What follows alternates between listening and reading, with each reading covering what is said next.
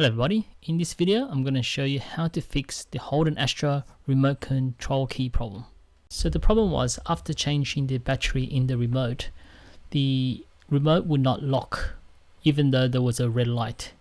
So what you have to do is you have to resync the remote control with the car, and this is what I'm going to show you how to do.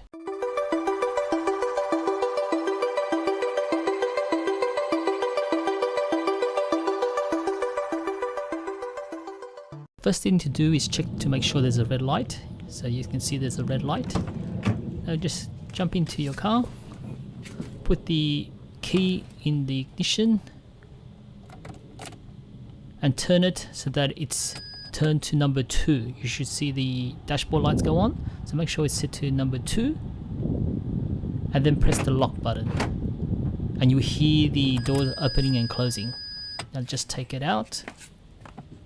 Close the door and test it and you will hear a lock. There you go. If this video helped you in any way, give it a like and subscribe to the channel.